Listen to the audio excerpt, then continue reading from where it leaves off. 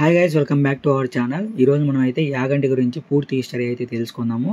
అలాగే ఇక్కడ ఏమేమి ప్రదేశాలు చూడాలి, అలాగే ఇక్కడ ఏమేమి దొరుకుతాయి అనేది కూడా చూద్దాం అనమాట.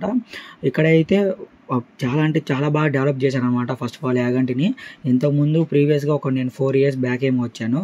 సో ఇంత నీట్గా ఎంత ప్లెజెంట్గా అయితే లేదు, కొంచెం చిందరవందరగా ఉండేది. కాకపోతే ఇప్పుడు చాలా అంటే చాలా బాగా డిజైన్ చేశారు.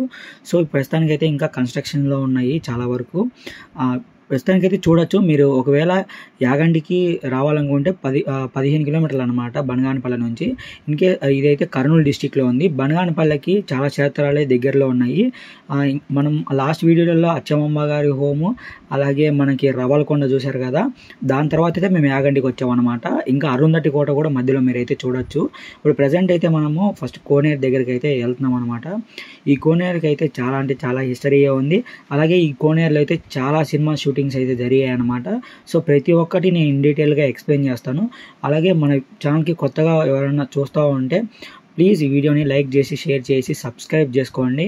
అలాగే ఎక్కడ మిస్ అవ్వకండి, వీడియోని ఎక్కడ స్కిప్ చేయకండి ప్లీజ్. అసలు ఈ మధ్యన సరిగా వ్యూసే రావట్లేదు, చాలా కష్టపడుతున్నాను అనమాట వీడియోస్ చేయడానికి. సో నెక్స్ట్ ఇంకా కోనేరు హిస్టరీకి అయితే వెళ్ళిపోదాము. అగస్త్య మహాముని గారు అయితే ఇక్కడే అనమాట స్నానం చేసేవాళ్ళు. ఇక్కడ స్నానం చేసి దాని తర్వాత అయితే ఆయన తపస్సు చేసుకునేవారు అనమాట.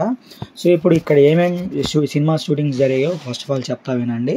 ఇక్కడ ఏమేమి జరిగాయంటే శ్రీమద్ పోతులూరి వీర బ్రహ్మేంద్ర స్వామి సినిమా ఉంది కదా, ఆ సినిమాలో ఒక సాంగ్ అయితే ఇక్కడ షూట్ చేశారనమాట. అదే ఏమండి పండితులారా ఏమంటారు అనే సాంగ్ అయితే ఇక్కడ షూట్ చేశారనమాట. ఇక్కడ డిస్ప్లే మీద చేస్తున్నాను, మీరే చూడండి. నెక్స్ట్ అన్నమయ్య సినిమాలోని ఏలే ఏలే మరదల సాంగ్ కూడా ఇక్కడే షూట్ చేశారు, అది కూడా చూడండి.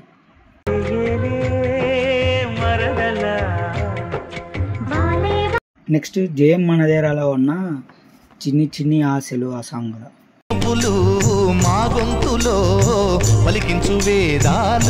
నెక్స్ట్ మన బాలయ్య బాబు నటించిన వీరసింహారెడ్డిలో సాంగ్ కూడా ఇక్కడే జై బాలయ్య జై బాలయ్య సాంగ్ ఉంటుంది కదా, అది కూడా రికార్డ్ చేశారు. నెక్స్ట్ నేనే రాజు నేనే మంత్రి సినిమాలో సాంగ్ కూడా ఇక్కడే రికార్డ్ చేశారు.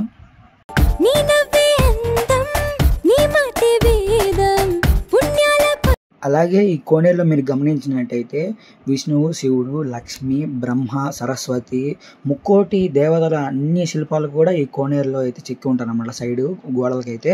సో మీరు అర్థం చేసుకోవచ్చు ఈ కోనేరు ఎంత పవిత్రమైనదో. సో అందరూ అందుకే ఇక్కడికి వచ్చి స్నానాలు చేసి వాళ్ళ పాపాలను అయితే పోగొట్టుకుంటారనమాట. ఈ నీళ్ళు అయితే ఎక్కడి నుంచి వస్తున్నాయి అంటే, అలాగే ఇంకా ఈ కోనేరులో అయితే చాలా సినిమాలే షూట్ చేశారు. అందులో ఇంకా కొన్ని ఏంటంటే దాంట్లో జాను, ఇంకా ఎక్కడికి పోతావు చిన్నవాడ సినిమాలు కూడా ఇక్కడే అయితే షూట్ చేశారనమాట. ఈ కోనేరులో నీళ్ళు అయితే పుష్కరి నుంచి అయితే వస్తాయన్నమాట. సో అందుకే భక్తులందరూ ఇక్కడ స్నానం చేసిన తర్వాత లోపల గుళ్ళోకి వెళ్ళి ఉమామహేశ్వర స్వామిని అయితే దర్శించుకుంటారనమాట.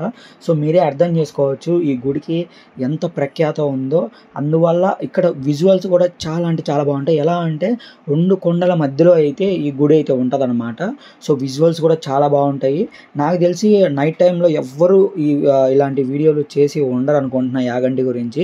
నేనే ఫస్ట్ వీడియో అనుకుంటున్నాను. ఒకవేళ ఇంతకు ముందే నైట్ వ్యూ కూడా చూపించిన వాళ్ళు ఉంటే కింద కామెంట్ చేసేయండి మీరు చూసి ఉంటే. సో ఇప్పుడైతే యాగంటి టెంపుల్ ఇన్ డీటెయిల్ లోపలికి హిస్టరీలోకి అయితే వెళ్దాము. అగస్త్య మహాముని వారైతే దేశ పర్యటన చేసేటప్పుడు ఇక్కడికైతే వస్తారనమాట. సో ఆయన ఏమనుకుంటాడంటే ఇక్కడ ఒక వైష్ణవీదేవి ఆలయం కట్టాలని అనుకుంటాడు.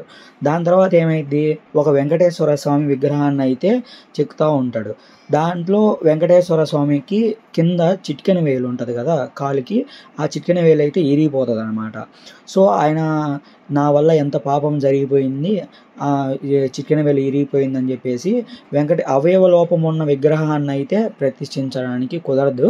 సో దానివల్ల ఆయన మహాశివుడికై తపస్సు చేస్తారనమాట. ఆ తపస్సు చేసేటప్పుడు ఏమైందంటే కొన్ని కాకులు అనేది ఆ చుట్టూ ప్రదేశాల మొత్తాన్ని డిస్టర్బ్ చేస్తూ ఉంటాయి. సో దానివల్ల ఆయన తపస్సుకు భంగం కలిగి ఆయన కాకులకైతే ఒక శాపం ఇస్తాడనమాట. ఎక్కడే కానీ ఈ చుట్టుపక్కల కాకులు మీరు అస్సలు ఇక్కడికి రాకూడదు అని చెప్పేసి ఒక శాపం అయితే పెడతాడు. సో అప్పటి నుంచి ఇప్పటి వరకు అక్కడ కాకులు అనేవి ఉండవు అన్నమాట. సో దాని తర్వాత మహాశివుడు ఆయన తపస్సుకు మెచ్చి అయితే మహాశివుడు వస్తాడనమాట. వచ్చి శివపార్వతులు ఇద్దరు వస్తారు. సో దాని తర్వాత ఏమైందంటే పార్వతీదేవికి ఋతుస్రావం అవడంతో ఆమెని కొంచెం దూరంలో అయితే మహాశివుడు పెడతాడు. సో మహాశివుడు పులి రూపంలో అయితే అగస్త్య మహాముని వారి దగ్గరికి అయితే వస్తారనమాట. సో అగస్త్య మహాముని ఎక్కడ భయపడకుండా ఆ శివుడిని నీగంటి శివ అనగానే దాని తర్వాత అనుకుంటూ నీగంటి అంటూ యాగంటిగా ఇక్కడికి క్షేత్రానికి పేరు అయితే పడిపోయిందనమాట. సో ఎక్కడే కానీ ఈ దేశంలో ఎక్కడే కానీ అలాంటి చరిత్ర అయితే ఉండదు. ఏది శివపార్వతులు ఇద్దరు ఏకశిల విగ్రహంలో ఇక్కడైతే ఉంటారనమాట. సో అలాగే ఇక్కడికి నంది ఎలా వచ్చిందో కూడా చెప్తానండి. ఇక్కడ బనగానపల్లె దగ్గరలో అయితే పాలకోన అనే ఒక ఊరు ఉంటుందంట. అక్కడి నుంచి అయితే స్వామి నందిడు కొండను చీల్చుకొని మరి అయితే ఇక్కడికి వస్తారన్నమాట. అక్కడ పాదముద్రలు ఇంకా ఉన్నాయంట. అవి కూడా మనమైతే వెళ్ళి చూద్దాము, ట్రై చేద్దాం అక్కడికి వెళ్ళేదానికి. సో శివపార్వతులు ఇద్దరే అయితే ఇక్కడికి వచ్చి ఏకశిలా విగ్రహంలో అయితే ఉంటారనమాట. సో మీరు ఎక్కడ చూసుండరు, ఇక్కడికి మస్ట్ వాచ్. ఎవరైనా రావాలనుకుంటే ఖచ్చితంగా రండి. సో మనమైతే దర్శనం చేసుకొని ఇంకా బయటకు అయితే వచ్చేసామన్నమాట. ఇక్కడ కింద స్వామివారి వెనకాల ఒక రాయి కూడా ఉంటుంది. ఆ రాయిని మీరు గమనించినట్టయితే ఇక్కడ ఒక తల్లి తన బిడ్డని ఇలా పట్టుకున్నట్టయితే ఉంటుంది అనమాట. మీరు దర్శనం అయిన తర్వాత గమనించండి, చాలా అంటే చాలా బాగుంటుంది అనమాట. డే టైంలో మ్యాక్సిమం అయితే కనపడదు, ఎందుకంటే లైటింగ్ ఫోక్స్కి అయితే బాగా కనపడుతూ ఉంటుంది అనమాట. ఇక్కడ నుంచి ఆకాశ దీపం కూడా కనపడుతుంది మనకి. సో మేమైతే నైట్ టైంలో వచ్చాము కాబట్టి మేము చూడలేకపోయాము. సో మేమైతే అరౌండ్ 8 అలా వచ్చానమాట. ఆ టైంకి ఇంకా గుడి క్లోజ్లో అయితే లేదు, ఓపెన్లోనే ఉంది. మేము వెళ్ళిన తర్వాత హారతి ఇచ్చేసి అయితే క్లోజ్ చేశారనమాట. గుడి 8 వరకు అయితే ఓపెన్లో ఉంటుందని నేను అనుకుంటున్నాను. సో ఇక్కడ మనమైతే దర్శనం అయిపోయి బయటకు వచ్చేసాము. ఇక్కడ క్షేత్రపాలకుడు వచ్చేసి వీరభద్ర స్వామి అంట. సో దాని తర్వాత మనం బయటకు వచ్చేసి ఇంకా ఇక్కడ వెనకాల గుళ్ళు ఉన్నవి, అవన్నీ చూసి మనం అయితే బయటికి రావచ్చు. ఇక్కడ ఒక కోనేరు కూడా ఉంది. ఈ కోనేరులోంచి నీళ్ళు అన్నమాట శివుడికి అలాగే వెంకటేశ్వర స్వామికి ఇది అభిషేకం చేయించేవాళ్ళంట అగస్త్య మహాముని వారు. సో మీరే తెలుసుకోవచ్చు ఆ కాలంలో ఎంతో చరిత్ర ఉంది. సో దాని తర్వాత మనము ఇప్పుడైతే యాగంటి బసవేశ్వర స్వామి దగ్గరికి అయితే వెళ్దాము. ద మోస్ట్ అంటే ఎవ్వరికి అంతు చిక్కని రహస్యం అనమాట ఇది. ప్రతి 20 ఏళ్ళకి 1 ఇంచ్ అయితే పెరుగుతాడంట ఇక్కడైతే స్వామి. ఇక్కడ కొంతమంది ఏమంటారంటే ఈ దేశంలో ఇంకా పెరిగే రాళ్ళు ఉన్నాయి, దానివల్లే ఈ రాయి అయితే పెరుగుతూ ఉందనేది కొంతమంది మూఢనమ్మకము. అలాగే బ్రహ్మంగారు కాలజ్ఞానం రాసేటప్పుడు అయితే ఒక విషయం చెప్పారు. ఎప్పుడైతే యాగంటి బసవదేవుడు బసవయ్య అంతకంతకు పెరిగి కలియుగాంతమున రంకేసేను వీరభోగ వసంతరాయుడుగనే అని మీరు నమ్మకపోతే, సో ఇంచుకైతే 20 ఏళ్ళకి 1 ఇంచ్ అయితే పెరిగి ఇంత అయితే అయ్యారనమాట. నేను వచ్చినప్పుడు చుట్టూ అయితే ప్రదక్షిణలు చేస్తూనే ఉన్నారు. ఇప్పుడైతే అసలు స్తంభాల కిందికి అయితే చేరిపోయారు. ఇంకా కొన్ని రోజుల తర్వాత ఆ స్తంభాలు కూడా తీసేయాల్సింది వస్తుందేమో. ఆ స్వామి అంతగా అయితే పెరుగుతున్నారు అనమాట. ఈ మహిమను చూడాలంటే మీరు ఖచ్చితంగా యాగంటి టెంపుల్కి అయితే విజిట్ చేయాలి. మీరు విజిట్ చేస్తే చాలా అంటే చాలా బెస్ట్ ఎక్స్పీరియన్స్ అవుతుంది అనమాట మీకు ఇక్కడ. సో ఏంటంటే దాంట్లో ఉన్న కెమికల్స్ వల్ల, రాయిలో ఉన్న కెమికల్స్ వల్ల పెరుగుతూ ఉంటాడు ఇక్కడ స్వామివారు అని చెప్పేసి అయితే అంటారు వర్షం నీరు పడినప్పుడు. సో ఆ వర్షం నీరు పడకపోయినా కూడా లోపల పెరుగుతున్నారు కదా, మరి దానికి ఏమంటారో నాకైతే తెలియదు. చూడండి ఇది ఒక మహత్యమే అని చెప్పాలి. సో మనమైతే ఇప్పుడు వెంకటేశ్వర స్వామిని అయితే ప్రతిష్ఠించాను కదా అగస్త్య మహాముని వారు. సో అక్కడికైతే వెళ్ళిపోతున్నాం అనమాట. ఇక్కడ చూడొచ్చు నైట్ టైం వ్యూ ఎంత బాగుందో. సో చాలా అంటే చాలా బాగుంటుంది. నైట్ టైము డే టైం 2 బాగానే ఉంటుంది. సో మేము అవన్నీ కవర్ చేసుకునేసరికి ఎర్రవలకొండ ఇంకా అచ్చమాంబ గారి ఇల్లు అవన్నీ కవర్ వచ్చేసరికి మాకైతే నైట్ అయిపోయింది అనమాట. మేము అక్కడ నుంచి అయితే ఇంకా డైరెక్ట్ యాగంటికి వచ్చి యాగంటిలో ఫస్ట్ ఇక్కడ బయటకు వచ్చి కోనేరులో స్నానం చేసి దాని తర్వాత అయితే లోపలికి వెళ్ళి స్వామివారిని దర్శించుకొని, అంటే క్లోజ్ చేసి ఉంటారని అనుకున్నాము, కాకపోతే మా అదృష్టం అనమాట ఓపెన్లోనే ఉంది. సో మేము ఇప్పుడైతే వెంకటేశ్వర స్వామి ఎక్కడైతే ప్రతిష్ఠించారో అక్కడికైతే వెళ్ళిపోతున్నాము. ఇక్కడైతే నిటారుగా ఉంటాయి అన్నమాట, 2 కొండల మధ్యలో అయితే ఉంటుంది.